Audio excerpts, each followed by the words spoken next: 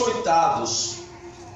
Depois de serem severamente açoitados, foram lançados na prisão. O carcereiro recebeu instrução para vigiá-los com cuidado. Tendo recebido tais ordens, ele os lançou no cárcere interior e lhes prendeu os pés no tronco. Por volta da meia-noite, Paulo e Silas estavam orando e cantando hinos a Deus. Os outros presos os ouviram. De repente, houve um terremoto tão violento que os alicerces da prisão foram abalados. Imediatamente todas as portas se abriram e as correntes de todos se soltaram. E o carcereiro acordou e, vendo abertas as portas da prisão, desembainhou a sua espada para se matar, porque pensava que os presos tivessem fugido. Mas Paulo gritou: não faça isso, estamos todos aqui. O carcereiro pediu luz, entrou correndo e trêmulo, prostrou-se diante de Paulo e Silas. Então levou-os para fora e perguntou: senhores, que devo fazer para ser salvo? E ele respondeu: crê no Senhor Jesus e serão salvos você e a tua casa. Crê no Senhor Jesus e será salvo tu e a tua casa. Amém? Pode se sentar em nome de Jesus.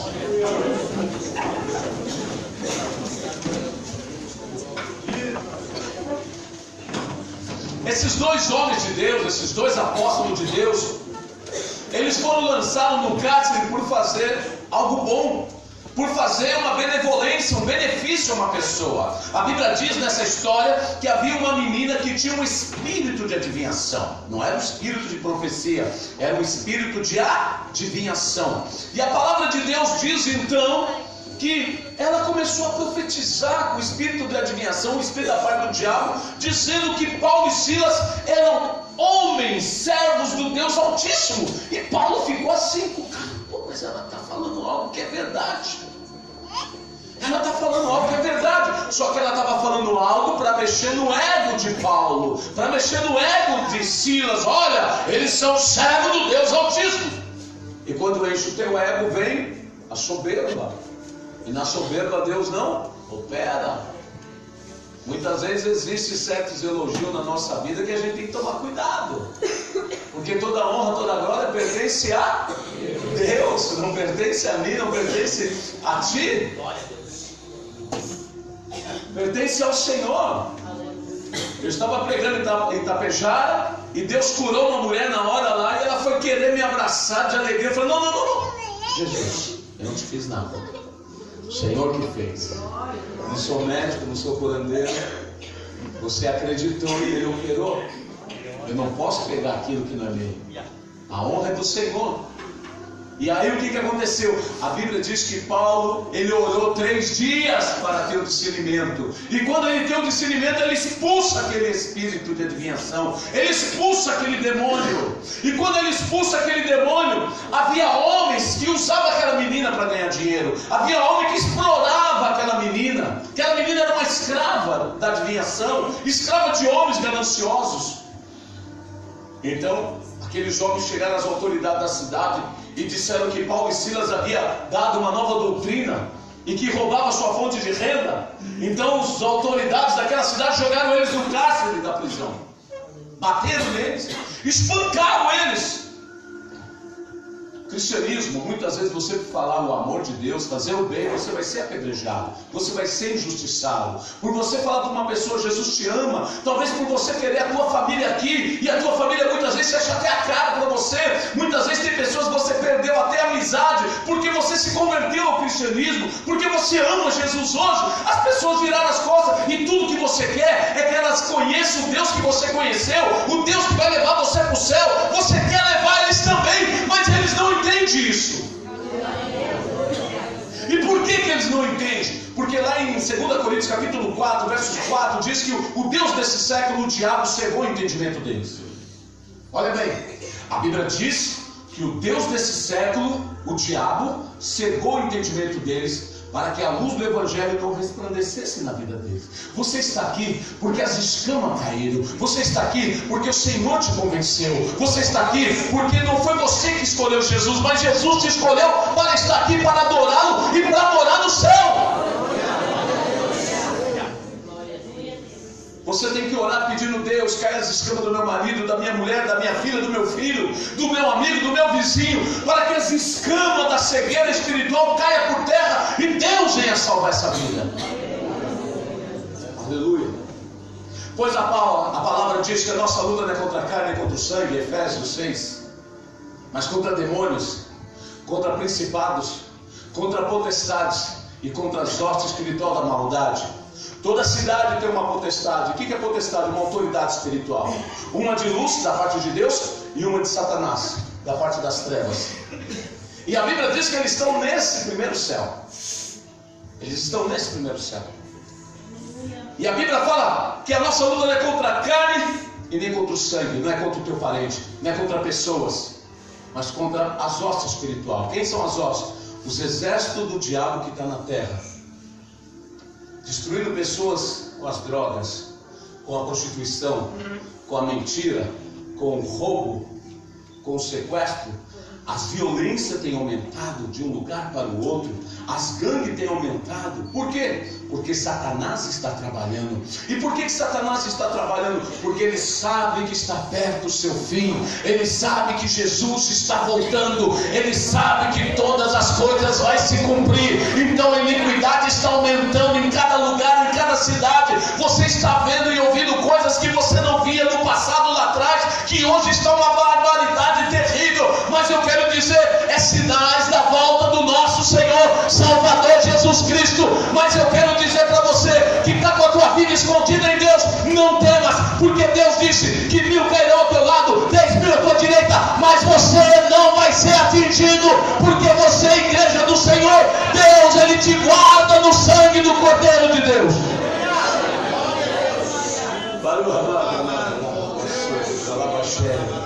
Aleluia. Escute isso. Eles foram lançados na prisão, mas a Bíblia diz que eles foram espancados, a paulada. Eles foram espancados a paulada. Eles foram amarrados no tronco por causa de Jesus. E aí eles usam 3 tipos de arma.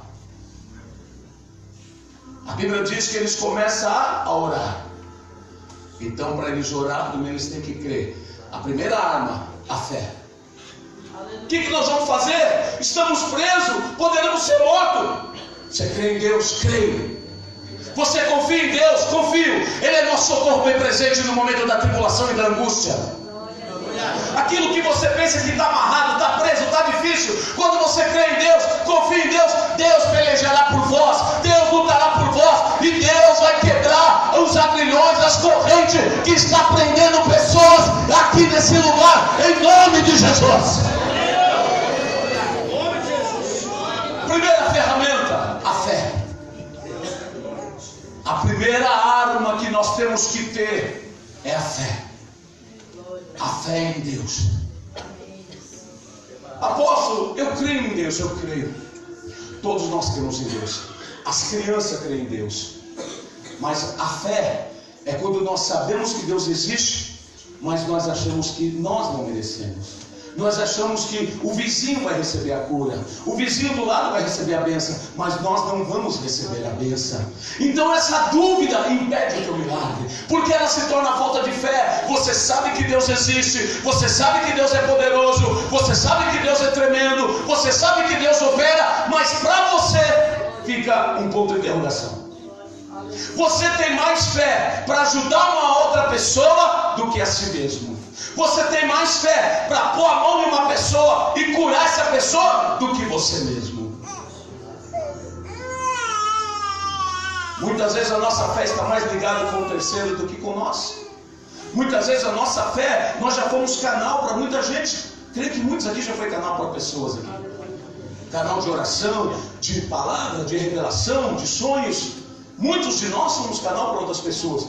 Mas quando chega para nós mesmos, Parece que a gente fica na dúvida. Você está com dor de cabeça, põe a mão e ora, e não sai a dor de cabeça, fala, não, eu vou tomar o remédio. Engraçado, mas eu orei para aquela mulher, sumiu. E por que dela sumiu de mim não? Porque conosco a dúvida é maior. A dúvida é maior. Mas Paulo e Silas, eles precisavam naquela hora não de fé para os outros, mas eles precisavam de fé para eles. E para eles clamaram, para eles buscaram. A primeira coisa foi orar e crer. Porque orar é falar com Deus, orar é dialogar com Deus, orar é dizer, Jesus, olha a minha vida, estou preso, estou sendo humilhado, castigado por amor da tua obra. Por amor da tua obra. E eles começaram a orar. E eu creio que quando eles não tinham mais o que falar, sabe o que eles fizeram? Começaram a orar em línguas. Porque a Bíblia diz que quando você ora em línguas, você fala a Deus. E somente Deus entende. E você edifica teu espírito. O que é edificar? Você cresce. E quando você fala com Deus, Deus começa a ouvir. E Deus começa a entender. E eles começaram a orar. E depois de orar que não tinha mais o que fazer, eles falaram, agora nós vamos louvar. Você ora. Quando você não tem mais palavra na língua portuguesa, você ora em espírito, na língua estranha, na língua do Senhor. E quando você não tiver mais o que fazer, então você vai cantar na presença dos deuses, vai dizer que só o Senhor é Deus, que é o Salmo 138. Eu te louvarei, Senhor, de todo o meu coração, na presença dos deuses, a ti cantarei louvores. Quando você começa a cantar na presença do capeta, dos demônios, dos principados, eles vão ficar doidos. Por quê? Porque eles estão vendo você preso, porque eles estão vendo você oprimido, estão vendo dor na tua carne, mas eles estão vendo você adorando e glorificando o Deus Todo-Poderoso da peleja.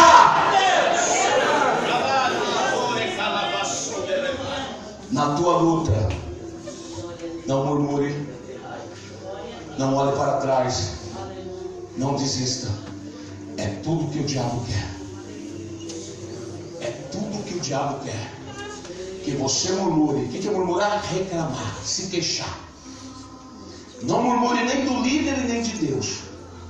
Porque pagou o preço que murmurou contra Moisés e contra o Deus de Moisés. Não murmure. Não retroceda. Não volte para trás. Não olhe para trás, porque a Bíblia diz que maldito aquele que põe a mão no arado e olha para trás. Quando você põe a mão no arado, o que é pôr a mão no arado? Senhor, eu quero trabalhar para ti. Senhor, eu quero fazer a tua obra. Só que depois você vê a luta, vê a peleja e você quer desistir. Será que eu continuo? Será que eu não vou? A Bíblia fala, maldito aquele que põe a mão no arado e olha para trás. Jeremias 48:10 diz, maldito aquele que faz a minha obra relaxadamente, de qualquer maneira. Não se olha para trás e não se faz a obra de qualquer maneira. Quem disse que seria fácil? Tem luta, tem prova, tem dor, mas tem vitória de Deus para a nossa vida, em nome de Jesus.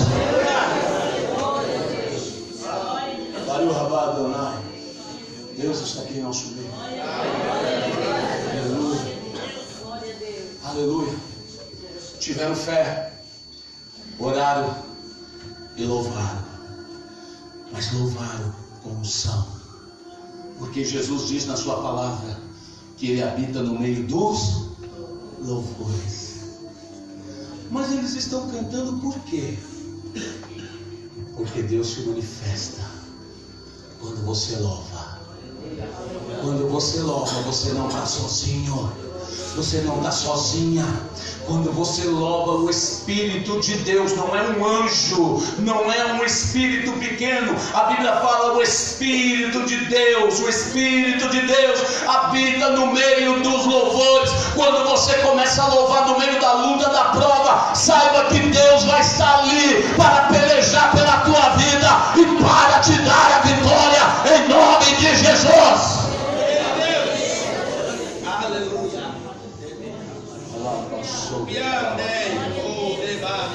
Você pode estar passando injustiça. Alguém pode estar te apedrejando, te caluniando, te defamando. Não murmure. Não reclame, nessa peleja você não vai pelejar, porque já tem um pelejando por você e ele chama Jesus de Nazaré. Nessa peleja você vai adorar, você vai louvar, você vai acreditar, porque Deus está te dando vitória nessa noite, através da sua palavra que não volta vazia.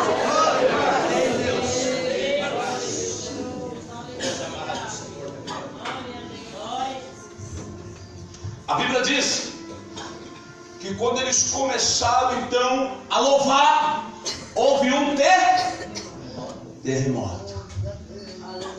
Mas veja bem, não foi um terremoto de placas tectônicas, não foi um terremoto provocado pela natureza da terra de baixo para cima, foi um terremoto de cima para baixo, foi um terremoto da mão do Pai. Foi Deus falando: vou movimentar esse lugar, vou mover esse lugar, porque quando o povo, a igreja ora, Deus move o lugar. A Bíblia diz que na perseguição, a Bíblia fala que todos os discípulos estavam reunidos na casa de João Marcos. Ali a Bíblia fala que eles começaram a orar e Deus moveu aquele lugar. Quando você começa a orar, Deus vai fazer reboliço na tua casa,